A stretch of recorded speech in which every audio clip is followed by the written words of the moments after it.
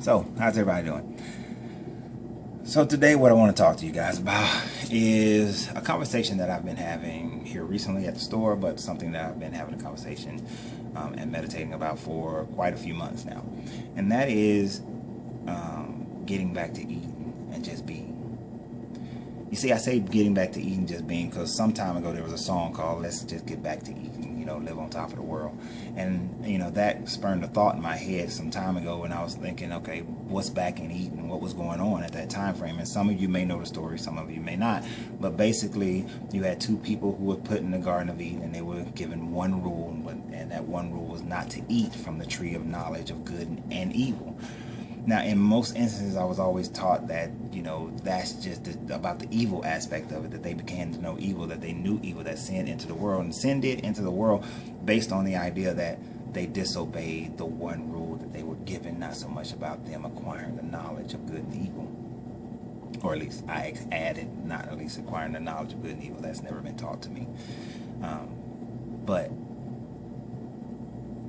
their disobedience created expulsion.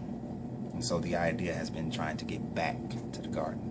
And, the garden is guarded by a sword that keeps turning and by a cherubim. So evidently there's a method to get back. Now, some people take it as a philosophical thing, symbolically, meaning there's a mental state that you must, get to in order to get back to Eden, where others look at it as a literal and physical. I personally look at it both ways. I think that it is actually both ways, that in order to get there physically and literally, that you have to first get there mentally. So to get there mentally, there's a teaching within understanding your chakras that in order to release your crown chakra, you have to release all your earthly attachments. And I think about that. When they had no knowledge of good and evil, there were no earthly attachments. You see, right now we separate ourselves by our color, by our sex, by our nationalities. We separate ourselves hugely by our religious beliefs. We are separated from each other as much as we are separated from God, from the all, from the universe, from the Almighty, whatever you want to call it. We have created separations because we are holding tight to all of our earthly attachments. When Adam and Eve were in the garden, there were no earthly attachments. Things just were. People question, why did they speak to the serpent? Because the serpent just was. He wasn't good or bad. He just was. They walked with God in the garden because God just was to them. The garden just was. It was not good or bad. It just was. Because in good and bad, there are polarities in between. There are many different levels, and you cannot determine where good starts and evil begins, or where evil ends and good begins, because depending upon the person who's looking at the situation or whatever it is, they're going to have a different point, a different perspective. But for them, it just was. And we'll talk about polarities on a different one, but it just was. So what's the mental state of being in a situation where things just are? It's very difficult. It is not easy. I'm not going to lie to you. But people get married, people get divorced. It just is. It's a horrible thing. I mean, to me, it's not the greatest thing in the world. It's not something that I think that people should go do, but it just is. People are living through atrocities all the time. There are earthquakes that happen, that people are buried up under rocks. Don't get me wrong, I feel misery and pain for those people.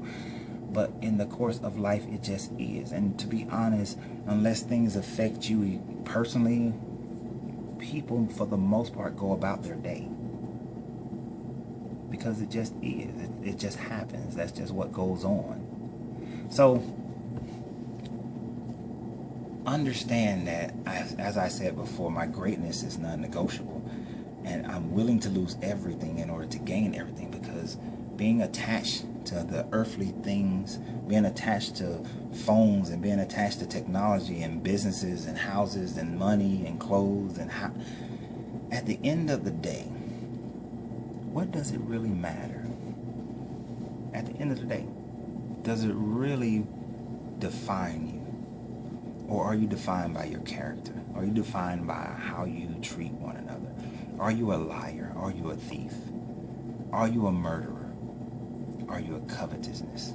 What is it? What is the I am that you are?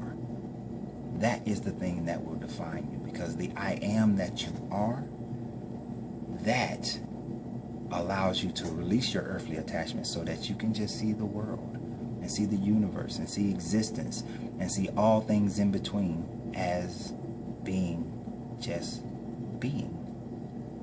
Now, some of you may get this, some of you may not. There's a axiom in alchemy that says the lips of wisdom are closed except for the ears of understanding. I'll leave you with that.